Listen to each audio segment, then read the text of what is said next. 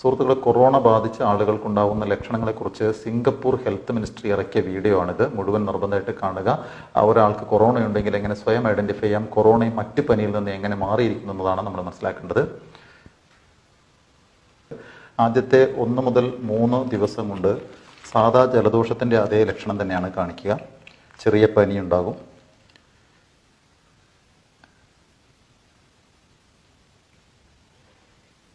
ചെറിയ തൊണ്ടവേദന ഉണ്ടാകും, ഇതേപോലെ.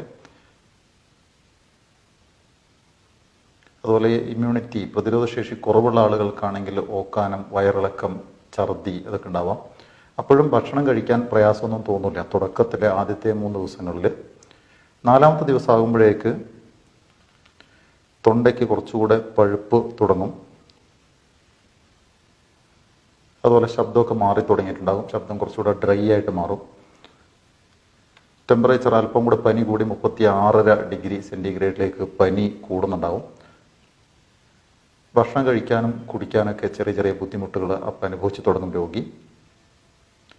അതുപോലെ പിന്നീട് തലവേദനയും അതുപോലെ വയറിളക്കവും തുടങ്ങാം. ഇത് എല്ലാവർക്കും ഒരുപോലെയല്ല. ഇനി 5ാം ദിവസത്തിലേക്ക് കടക്കുമ്പോൾ കുറച്ചുകൂടെ കൂടും.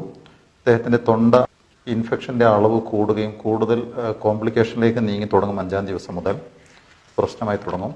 തൊണ്ടയ്ക്ക് നല്ല കടുത്ത വേദന ഉണ്ടാവും. പിന്നുമ്പോഴൊക്കെ നല്ല വേദന ഫീൽ ചെയ്യാൻ തുടങ്ങും. അതുപോലെ തന്നെ ശബ്ദം മാറിയിട്ടുണ്ടാവും. മാറിയിട്ട് ഡ്രൈ ആയിട്ടുള്ള നല്ല വേദനയുള്ള ശബ്ദമായി മാറും.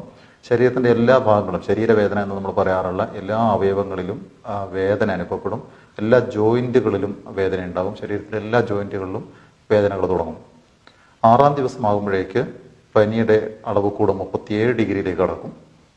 ചുമയൊക്കെ കൂടുതലായിട്ട് വരും. നല്ല വരണ്ട ചുമയാണ്, കഫം കിട്ടാത്ത രീതിയിലുള്ളത്. നല്ല തൊണ്ടവേദനയും ആ ദിവസങ്ങളിലാണ് തുടങ്ങുന്നത്. തിന്നുമ്പോഴും ഇറക്കുമ്പോഴൊക്കെ നല്ല വേദനയാണ് തൊണ്ടയിൽ ഉണ്ടാവുക. തൊണ്ടയിൽ പഴുപ്പുണ്ടാകും. ആകെ ആൾ മാറി ക്ഷീണിതനായി നടക്കാൻ വയ്യാതെ ഓക്കാനമുള്ള, ഭക്ഷണം കഴിക്കാൻ പറ്റാത്ത അവസ്ഥയിലേക്ക് മാറും. പിന്നെ ശ്വാസം എടുക്കാനുള്ള ബുദ്ധിമുട്ടാണ് പിന്നീട് രോഗി അനുഭവപ്പെടുന്നത്. പിന്നെ ജോയിൻറ്റിലുള്ള പെയിനുകളൊക്കെ ജോയിൻറ്റിൽ നിന്ന് മറ്റ് ശരീരഭാഗത്തിലേക്ക്, വിരലുകളിലേക്കൊക്കെ നീങ്ങും. അത് കഴിയുമ്പോഴേക്ക് നേരത്തെ ഉണ്ടായിരുന്ന വയറിളക്കവും ഛർദി, ഓക്കാനം ഇതൊക്കെ വർദ്ധിക്കുകയാണ് ചെയ്യുന്നത്. 7ാം ദിവസമെത്തുമ്പോഴേക്ക് പനി വീണ്ടും കൂടുകയാണ്. 38 ഡിഗ്രിയിലേക്ക് എത്തും. അപ്പോഴാണ് കുറച്ചുകൂടെ സീവിയറായി മാറുന്നത്.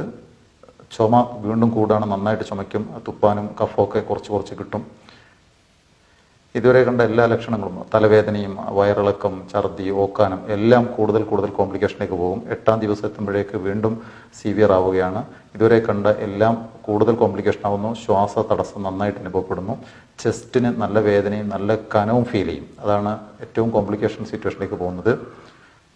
ചുമ, തലവേദന, അതുപോലെ ജോയിൻറ്റുകളുടെ പെയിന് ഇതൊക്കെ പൂർവാധികം കൂടി വരികയാണ് ചെയ്യുന്നത്. പിന്നീട് ടെമ്പറേച്ചർ വീണ്ടും 38 ഡിഗ്രിയിൽ നിന്ന് അല്പം കൂടി തുടങ്ങുന്നു. 9ാം ദിവസം ആകുമ്പോഴേക്ക് ഇതുവരെ പറഞ്ഞ എല്ലാ ലക്ഷണങ്ങളും കൂടി പരമാവധിയിലേക്ക് എത്തുന്നു. അവിടെയാണ് രോഗിയെ കൈവിട്ട് പോകുമെന്ന് ഡോക്ടർമാർ ഭയക്കുന്ന അവസ്ഥ വരുന്നത്. ഇത്രയും ലക്ഷണങ്ങളാണ് സിംഗപ്പൂർ മിനിസ്ട്രി പറയുന്നത്. ഇത് പൊതുജന താല്പര്യാർത്ഥം ഞാൻ പേജിൽ ഷെയർ ചെയ്യുന്നു. പരമാവധി ആളുകൾക്ക് ഷെയർ ചെയ്ത് കൊടുക്കുക. അവനവൻ്റെ രോഗം ഇത് തന്നെയാണ്. കാരണം ഇപ്പോൾ ഏത് തരം പനി വന്നാലും ആളുകൾക്ക് പേടിയാണ്. ഇതുവരെ പറഞ്ഞ ലക്ഷണങ്ങളൊക്കെ ഉണ്ടെങ്കിൽ അതാണ് കൊറോണയ്ക്കുള്ള സാധ്യത എന്ന് പറയുന്നത്. അല്ലെങ്കിൽ കൊറോണ അല്ല എന്ന് വേണം മനസ്സിലാക്കാൻ വേണ്ടി. ഏത് പനി വന്നു കഴിഞ്ഞാലും കൊറോണയാണ് എന്ന് ഭയക്കുന്ന അവസ്ഥയുണ്ട്. അത് മാറ്റണം. പ്രധാനപ്പെട്ട ലക്ഷണങ്ങൾ വീണ്ടും പറയുന്നത് പനിയും ചുമയും ശ്വാസതടസ്സവും, ചുമയിൽ കഫം കിട്ടാതെ ഡ്രൈ കഫാവുകയും ചെയ്യുമ്പോഴാണ് സാധ്യതകൾ ഉള്ളത് എന്ന് മനസ്സിലാക്കണം. അങ്ങനെ എന്തെങ്കിലും ഉണ്ടെങ്കിൽ തൊട്ടടുത്ത ഹോസ്പിറ്റലിലേക്കല്ല പോകേണ്ടത്, കൺട്രോൾ റൂമിലേക്കാണ്. ഹോസ്പിറ്റലിന് അതൊരു പ്രയാസമായി മാറുന്നുണ്ട് എന്നുകൂടി ഇതിൻ്റെ കൂടെ ഓർമ്മിപ്പിക്കുന്നു.